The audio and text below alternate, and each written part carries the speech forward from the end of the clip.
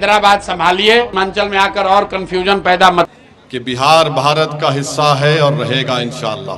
हैदराबाद भारत का हिस्सा है और रहेगा इंशाअल्लाह ताला। तो कोई माइका लाल, इन सियासी पार्टियों का नेता ये नहीं कह सकता कि असदुद्दीन ओवैसी बिहार को क्यों आ रहा है या सीमांचल को क्यों आ रहा है। हम जब तक अल्लाह हमको जिंदा रखेगा हम सीमांचल को आते रहेंगे। कोई माइका लाल अगर हिम्मत है तो रोक के दिखाए हमको। और हम क्यों आते हैं आपको बताते हैं। 20 साल यहां पर सत्ता बिहार की जनता ने कांग्रेस को दी, 15 साल बिहार की जनता ने, सीमांचल की जनता ने लालू परिवार को मुख्यमंत्री बनाया। अब 20 साल से यहां पर नीतीश कुमार की सरकार है और इस 20 साल में नीतीश कुमार कभी नरेंद्र मोदी के साथ बैठकर चाय पिए तो कभी तेजस्वी को खाना खिलाया। तेजस्वी बोल रहा है कि 2,75,00,000 घर जो है उनको सबको नौकरी दूंगा। अब आप तो सोचिए, बिहार की जनता, सीमांचल की जनता इतनी भोली नहीं है कि तुम आकर लंबा छोड़ दो और वो कबूल कर ले।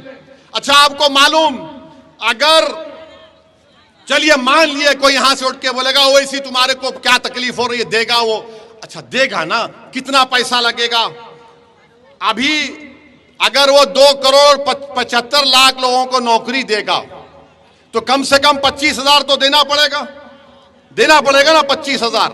अब तुम उसका हिसाब कर लो, उसके लिए पैसा पड़ेगा 8,28,000 करोड़ रुपये।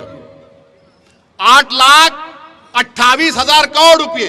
पूरा बिहार सरकार का बजट कितना है सालाना? 2 लाख करोड़ का। ये कहां से लाएंगे बाबा तुम 6 लाख? पैसा तो झाड़ पे नहीं उगता ना। तो तेजस्वी बोलेगा ओवैसी भड़काऊ भाषण देता है, वोट काटनी है तुम्हारा, इस पर भरोसा मत करो। अरे बाबा तुम बताओ तो सही, कहां से लाओगे, किधर से लाओगे, किधर से लाओगे आप? क्या? अच्छा फिर बोलते कि अगर कोई सुनो बैठो, अगर कोई ये बोलता है कि इंटर्नशिप में हम नौजवान को फैक्ट्री में इतना पैसा देगा, कौन सी फैक्ट्री है यहां पर वो तो बता दो प्यारे, कौन को बता दो ना। कुछ नहीं है मगर आकर बोल दिए। अच्छा आप ये बताइए, वक्फ का कानून पार्लियामेंट में बनता है ना, देश के लिए बना पार्लियामेंट में, बिहार सरकार ने तो नहीं बनाया। अगर बिहार सरकार बनाती तो दूसरी सरकार आके खत्म कर देती। मैं कह रहा हूं कि वक्फ का कानून काला कानून है। ये कह रहे हैं कि हम आएंगे तो कानून को बंद कर देंगे। कैसा बंद करेंगे?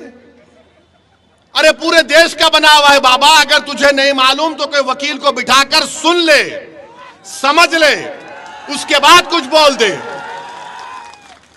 और फिर आप इस तरह की बात करके चले जाते हैं। मेरे अजीज दोस्तों और बुजुर्गों, मैं आपको बता रहा हूं, मैं ठाकुरगंज की जनता को पैगाम दे रहा हूं, आप मेरी बात को गौर से सुनिए।